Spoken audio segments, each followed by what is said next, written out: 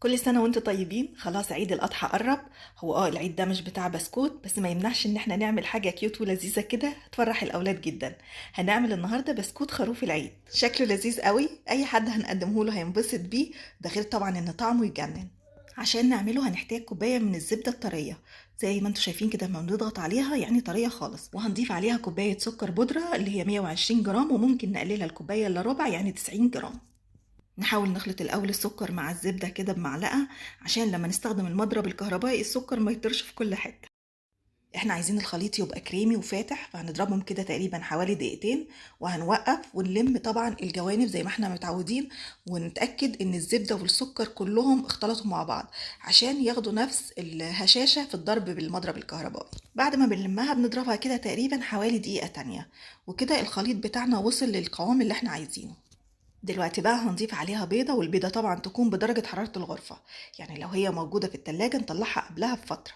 وهنضيف عليها نص معلقة كبيرة من الفانيليا، وهنرجع نخلط كل المكونات تاني مع بعض بالمضرب الكهربائي.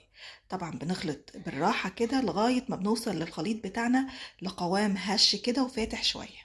وزي ما عملنا أول مرة بنوقف المضرب في النص ونلم الجوانب ونلم الخليط كله على بعضه، وبعد كده بنضربه تاني. طبعا لو مفيش مضرب كهربائي متوفر ممكن نستخدم المضرب اليدوي عادي جدا، هياخد وقت أطول شوية لكن مفيش مشكلة.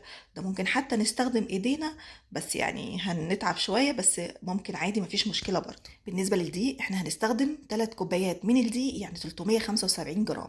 هنبدأ ننخلهم ونضيفهم على الخليط بتاعنا. هخلي بس حوالي ربع كوباية من الدقيق على جنب، وهشوف هحتاجها دلوقتي ولا لأ. وبعد كده هضيف نص معلقة صغيرة من البيكنج باودر اللي هي 2 جرام، وطبعا رشة الملح ما ننساهاش. هنخلطهم كده مع بعض، وبعد كده نبدأ ان احنا نخلط العجين كله مع بعض لغاية ما الدقيق ما بيختفي. ونشوف هنحتاج نضيف الربع كوباية من الدقيق دلوقتي ولا بعدين. زي ما انتوا شايفين العجينة باينة ان هي ملزقة خالص، فانا هضيف بقية الكمية الدقيق، يعني انا كده ضفت كل الثلاث كوبايات من الدقيق اللي هي 375 جرام. وهكمل تقليب كده بالمعلقة. هنلاقي برضو ان الخليط بدأ يتلم لكن لسه برضو بيلزق شوية، انا عايزاه كده. هناخد بقى تلت العجينة نحطها في طبق، والتلتين هنضيف عليهم من ربع لتلت كوباية دقيق تاني، بس هنضيفهم بالتدريج عشان انتوا عارفين انواع الدقيق بتختلف، وحسب نوع الدقيق ممكن يختلف المقدار اللي نحتاجه.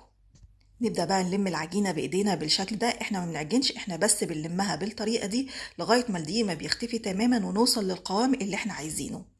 انا هنا استخدمت كل الربع كوباية من الدقيق، كانت تمام بالنسبة لي. انتوا ممكن تحتاجوا اكتر، مفيش مشكلة، ممكن توصل لغاية تلت كوباية. فانا كده اجمالي الدقيق اللي انا استخدمته في الوصفة 3 كوبايات وربع اللي هو 405 جرام. وده القوام اللي احنا عايزين نوصل له، عجينة متماسكة مش بتلزق لكن طرية زي ما انتوا شايفين كده. التلت التاني من العجينة هنضيف عليه معلقتين كبار من الكاكاو الخام، وطبعا لازم ننخله عشان ما يكونش فيه اي تكتلات.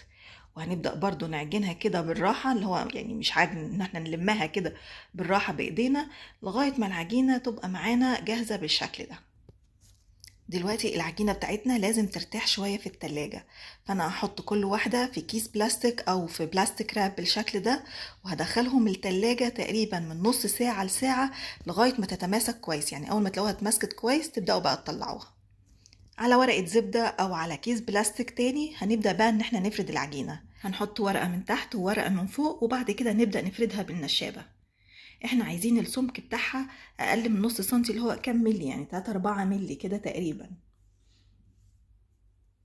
في الاول طبعا عشان هي جامده شويه هتبقى تعباكوا شويه في الفرد، بس اضغطوا عليها بالنشابه كده، وبعد كده ابداوا افردوا فيها كده.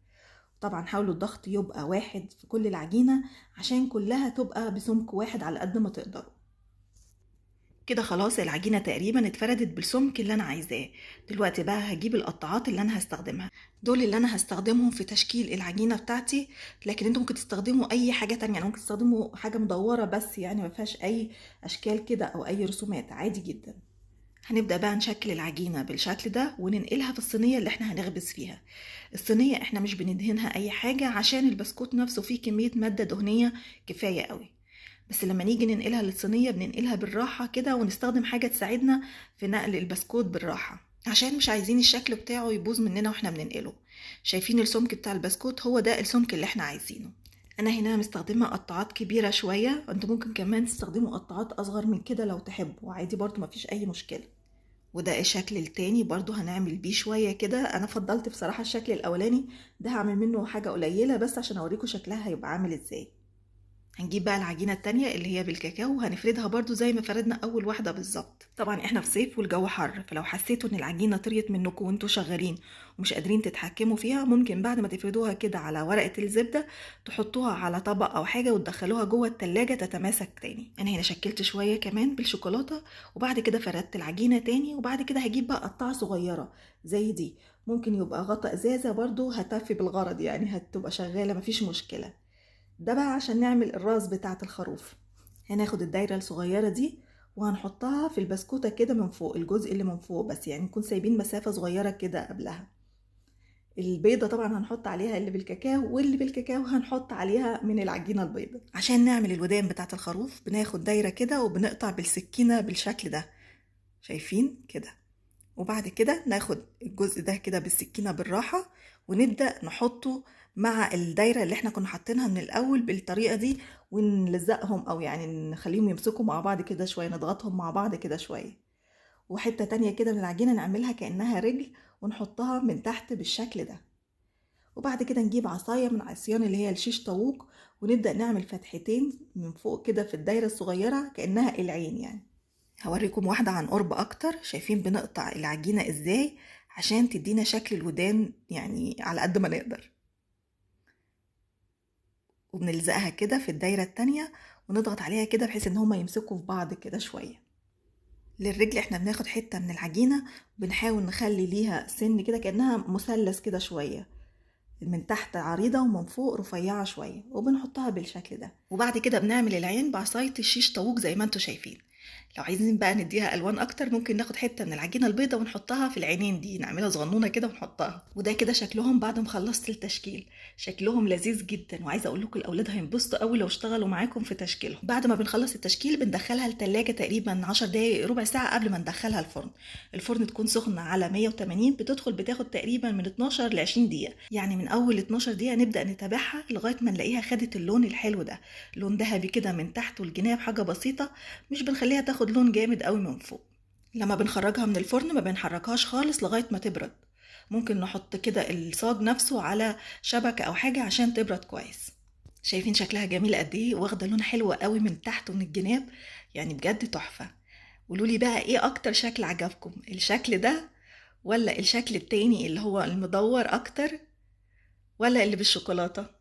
اتمنى ان انتوا تجربوا الوصفة وتفرحوا بيها وتفرحوا بيها الاولاد في العيد، وبالهنا والشفا مقدما لكل اللي هيجرب الوصفة، واشوفكم على خير الفيديو الجاي.